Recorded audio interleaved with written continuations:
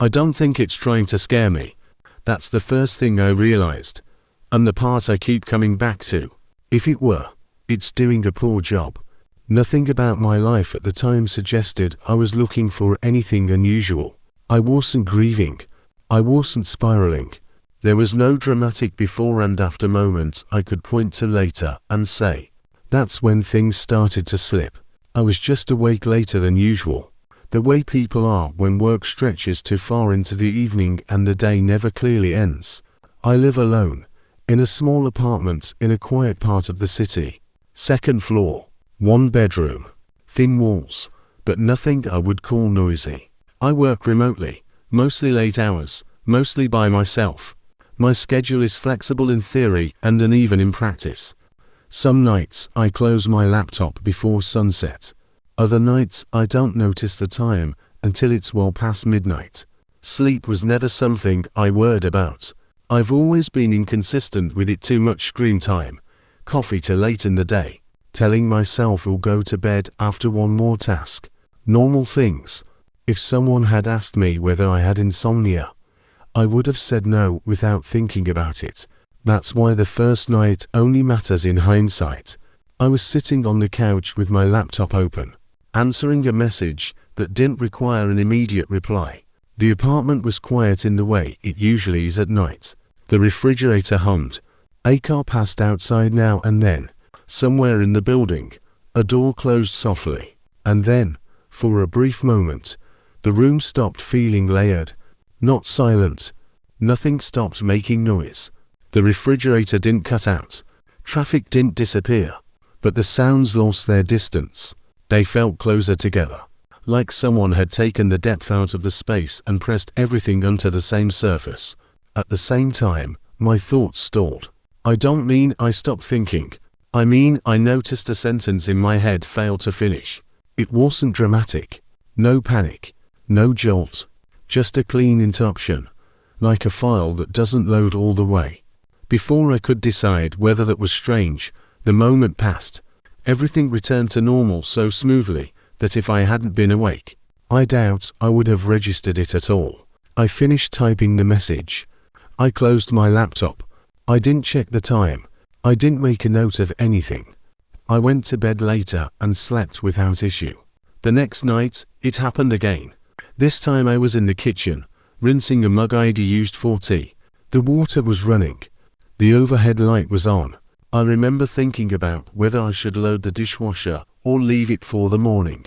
Then my shoulders lowered. That was what caught my attention, not the room, not the sound, but my body. A subtle release, like a muscle letting go before I realized it had been tense. The same flattening followed. Sound lost its hierarchy. Space felt briefly held in place. My thoughts paused mid-formation, and again, it passed. I stood there longer than necessary, the mug still in my hand, feeling faintly embarrassed, as if I'd been caught zoning out. There was nothing to explain yet, so I didn't try. I turned off the light and went back to the living room. If it had happened at different times, I would have dismissed it completely. Fatigue does strange things to perception. Stress messes with awareness. Anyone who stayed up too late knows the mind can slip for a second without warning. The problem was the timing. On the third night, I noticed the time only because I realized I was adjusting slightly beforehand. It wasn't conscious. I didn't think, here it comes. My body just prepared. A small internal pause, like the moment before stepping off a curb. Then the same thing happened. The same brief alignment. The same interruption of thought. When it was over, I checked my phone. To 17A. The number meant nothing to me. I didn't attach significance to it. I didn't even remember it the next morning. What bothered me was the fact that I'd checked the time at all. I'm not someone who watches the clock. If anything, I avoid it. I told myself it was coincidence. By the end of the week, I was staying up later. Not intentionally at first.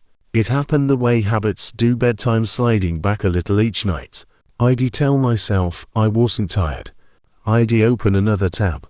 I'd start something I didn't need to finish. Nothing about it felt deliberate. The moment kept arriving. Always brief. Always the same. Always at the same time. Nothing escalated. Nothing followed. There was no sound I could isolate. No visual shift I could point to afterward. If I tried to describe it out loud, it would have sounded like nothing at all. That made it easy to explain away. I considered all the obvious reasons. My schedule had changed slightly. I was drinking more caffeine than usual. Blue light affects circadian rhythms. The brain looks for patterns even when there aren't any.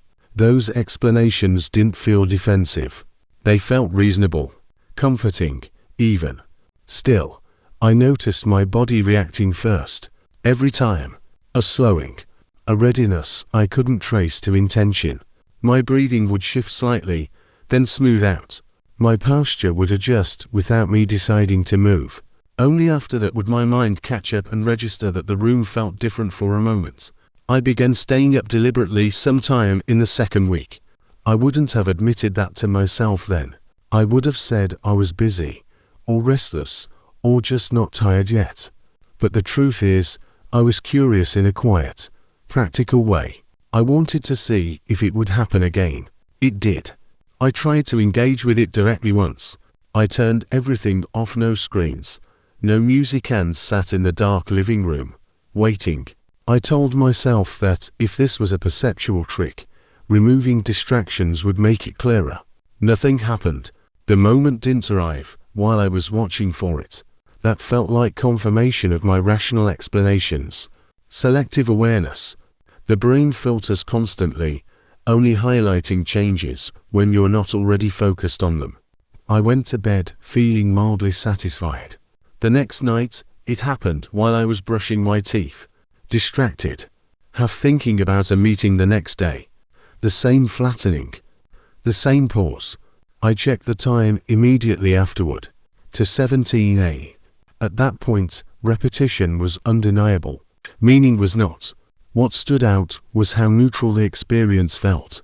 I didn't feel afraid. That's important to say clearly. There was no sense of threat attached to the moment. If anything, it felt restrained. As though whatever was happening had no interest in provoking a reaction. That was when the thought first occurred to me. If this were meant to scare me, it's doing a poor job. Fear would have been obvious. Fear would have made sense. Instead, the moment felt procedural, like something the night did briefly, and then moved on from. What unsettled me wasn't the event itself, but how easily I adjusted around it. My evenings began to orient themselves without conscious planning. I finished work earlier. I avoided starting anything complicated so close to the time. I lingered in neutral spaces, the couch, the kitchen doorway, the hallway, places where nothing demanded my full attention. I told myself this was efficiency. The moment didn't respond to any of it. It didn't arrive sooner or later. It didn't change when I was distracted or focused. It simply occurred once per night, at the same exact time, with the same exact quality. I tested it casually. I stood in different rooms. I played music. I stepped outside for a few minutes. None of it made a difference. The moment arrived wherever I was, unaffected by distance or activity. That indifference stood out more than anything else. Fear implies a reaction. This felt like something that didn't need one. The stillness was becoming familiar. Not comforting, not pleasant, just recognizable. My body knew how to meet it now.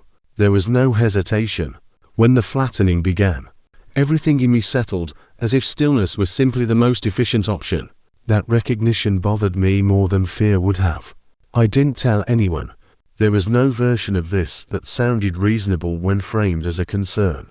Even to me, it felt thin, something that would collapse under scrutiny. So I kept it to myself and kept observing. By the third week, I stopped trying to explain it in detail. Not because I did run out of explanations, but because they no longer felt relevant. Stress and sleep disruption described my state, not the thing itself. The timing was exact. That was the part I could no longer argue with. The moment arrived every night at 17 a.m., lasted only seconds, and passed without residue. No anticipation spike, no lingering after effect. Just a brief alignment of body, space, and awareness. I wasn't staying awake because I couldn't sleep. I was staying awake because sleeping would have meant missing it. That realization came quietly, one night as I sat on the edge of the bed, not yet committed to lying down. I understood, without any emotional charge, that insomnia had shifted roles. It wasn't a problem to solve. It was a position I occupied, so that observation could continue. That understanding didn't scare me.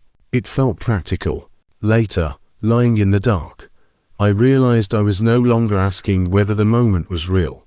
I was asking whether fear had ever been the right response at all. Because whatever this was, it wasn't warning me. It was waiting. And for the first time, I had the sense that it always had been. I tried to be afraid. Not at first. At first, I was still treating the whole thing like an anomaly, something to observe, something to account for. But after enough nights of the same moments arriving unchanged, I began to notice the absence more than the event itself. Fear never showed up. That started to bother me. Fear would have made this simpler. Fear would have given the moment a shape I could work with. It would have implied intent, escalation, a direction. Instead, what I felt, if I felt anything at all, was misalignment. Like my emotional response was arriving late to something that didn't need it. The moment continued to arrive at the same time every night. Always precise. Always brief. Always clean. Nothing new happened. That was the problem.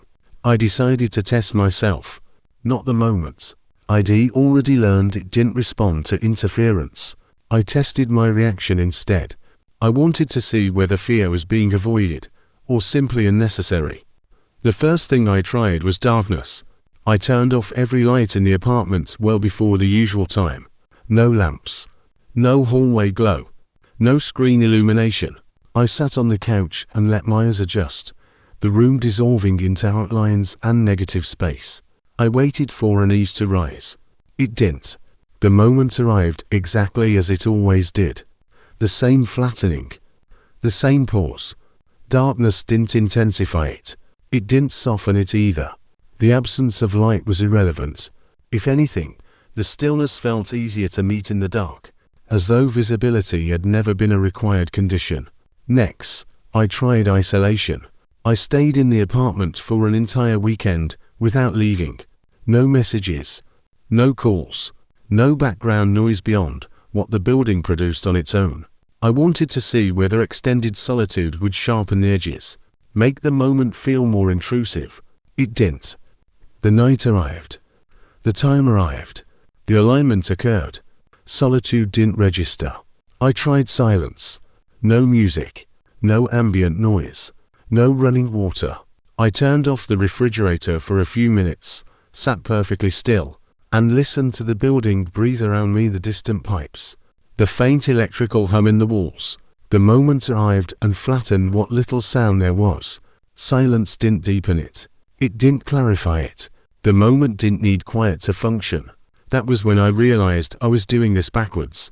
I wasn't trying to provoke the moment. I was trying to provoke fear. So I escalated. I played loud music through headphones, dense, layered tracks that filled my head completely. I walked through the apartment while the volume pressed against my ears, deliberately overwhelming my senses. When the moment arrived, the music didn't stop. It flattened. Rhythm remained. Volume remained.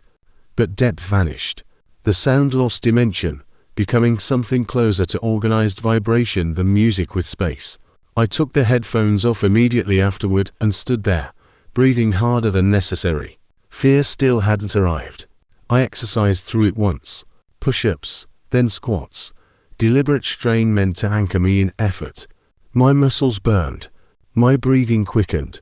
My heart rate climbed. And still, beneath all of it, the same alignment took hold. Movement didn't interrupt it. It didn't resist it. If anything, the contrast made something clearer. The difference between effort and cooperation. My body knew which one mattered. That was the night I started thinking about fear differently. Fear implies imbalance. Something acting on you. Something asserting dominance. But this didn't feel dominant. It didn't loom. It didn't intrude. It didn't react at all. That indifference felt older than threat. The environment didn't behave as though fear were a relevant input. The room didn't tense. The air didn't sharpen. The space didn't close in. Everything simply aligned, briefly, and then resumed. It reminded me of a ritual, but not one meant to summon or repel anything. A ritual meant to continue. I paid closer attention to my body after that. Not the obvious reactions, the lack of adrenaline, the absence of panic, but the smaller, more automatic responses. The way my breathing adjusted without instruction. The way my shoulders lowered at the same moment every night, as though responding to a cue I wasn't consciously perceiving. There was no internal debate. No part of me asked whether I should resist. Cooperation arrived before consent. That realization unsettled me more than fear would have. Because fear implies choice. Fight or flee. Engage or avoid. This felt like neither. I wasn't being overpowered. I was being included. That thought took time to settle, and I resisted it at first. Inclusion implies participation, and participation implies responsibility. I preferred to think of myself as an observer, someone watching a pattern repeat. But observation implies distance, and there was less and less distance available. The moment didn't acknowledge me, but my body acknowledged it, not emotionally, mechanically, as though alignment was simply the most efficient configuration when the time arrived. I tested one last thing. I tried to feel afraid on purpose. I replayed old memories that had once unsettled me. I stood in the darkest part of the apartment and imagined footsteps where there were none. I let my mind reach for the familiar shapes of anxiety, the reflexive unease people expect from the night. Fear flickered. It didn't matter. The moment arrived unchanged. That was when I understood what had been wrong from the beginning. Fear would have implied intention. Fear would have meant this was for me. But whatever this was, it didn't need my fear, and it never asked for it. The stillness didn't care whether I believed in it. It didn't care whether I understood it. It didn't even seem to require my attention. It required consistency, presence, return. That night, after the moment passed, I stayed exactly where I was, not waiting for something else to happen, not bracing for aftermath, just remaining. For the first time, I felt the misalignment clearly, not as anxiety, not as dread, but as the quiet understanding that I had been approaching this from the wrong emotional angle entirely. This wasn't about being afraid. It was about being in place. And the night, it seemed, had already decided when that place was. There came a night when I stopped checking myself. Not deliberately. There was no decision attached to it. I didn't tell myself that I was done evaluating what was happening, or that I'd reached some conclusion. I simply noticed, afterward, that the questions had gone quiet, not answered, just unnecessary. The moment arrived, as it always did. Same time, same duration, same brief alignment of body, space, and awareness. Nothing new presented itself. Nothing shifted, sharpened, or revealed a deeper layer waiting behind it. And for the first time, that absence of development didn't register as restraint. It registered as completion. I realized then that I had been approaching the nights as though they were leading somewhere, as though repetition implied build-up, and build-up implied an eventual change. That assumption had carried fear with it, not panic, not dread, but the expectation that something was pending. But nothing was pending. The moment was not an early stage of something else. It was the thing itself.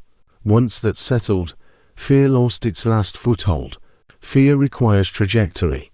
It needs the suggestion of escalation, consequence, or exposure. But the nights offered none of that. They didn't move forward. They didn't deepen. They didn't respond. They simply continued. I stopped evaluating the moment emotionally after that. Not because I forced myself to detach, but because emotion no longer felt relevant. Fear had already proven itself unnecessary. Curiosity had thinned out weeks ago. Even unease had lost its function. There was nothing left to react with. The moment didn't need interpretation. It didn't improve when I was attentive. It didn't weaken when I was distracted. It occurred whether I noticed it or not, with the same clean neutrality. Awareness. I understood. was optional. Continuity was not. That understanding reframed everything. I stopped thinking of the moment as something that happened to me. It wasn't invasive. It didn't interrupt. It didn't arrive from outside the night. It was structural part of how the night held itself together. A junction, not an event. The same way a door frame isn't something you interact with, but something the house requires in order to remain a house. My role in this became clear once I stopped dramatizing it. I wasn't chosen. I wasn't marked. There was no sense of being watched or guided. Nothing in the night acknowledged me as an individual. If I mattered at all, it wasn't personally. I mattered as presence, as return. Routine shifted quietly into participation. Not consented to, not refused, just occupied. My evenings smoothed themselves out further after that realization. I didn't rush to finish things. I didn't seek stimulation late at night. I let conversations end naturally, even if they felt unresolved. Momentum became something I avoided, without naming it as avoidance. I told myself I was conserving energy. That wasn't untrue, but the energy wasn't mine. Sleep remained available. That's important to say. I never lost the ability to rest. When I lay down, my body responded normally. Fatigue behaved the way it always had. There was no punishment waiting for me if I closed my eyes. Sleep just stopped being relevant. Going to bed felt like leaving a task half complete, not in a dramatic sense. Not with guilt or consequence attached, but with a mild sense of inefficiency. Like turning off a machine mid-cycle when there was no need to. The night felt more complete when uninterrupted. That completeness wasn't emotional. It didn't feel rewarding or satisfying. It felt balanced, maintained, like something remaining aligned because no one had introduced a disruption that required correction. I thought briefly about what would happen if I stopped. Not catastrophically, not with images of collapse or retaliation. I didn't imagine anything bad happening. I understood it more the way you understand that a pattern would break. If you removed one of its regular conditions, absence would matter. Not immediately, not violently, just enough. And I realized that I didn't want to introduce that imbalance, not because I was afraid of it, but because there was no reason to. Resistance, I saw now, had always been unnecessary. Fear had been a misunderstanding. It assumed that something was being done to me. But nothing was acting. Nothing was asserting. Nothing was waiting for a response. The night didn't need me to understand it. It didn't need belief, attention, or interpretation. It didn't even need wakefulness in the conscious sense. It needed continuity, return, presence, repeated often enough to stop requiring explanation. Tonight is no different. The familiar settling arrives. Sound flattens. Space holds. My body adjusts without instruction. The minute passes. Nothing changes. And I remain awake, not because I'm afraid of what comes next. Not because I expect something to happen, but because this is how the night continues. Fear was never the point. And once that became clear, there was nothing left to resist.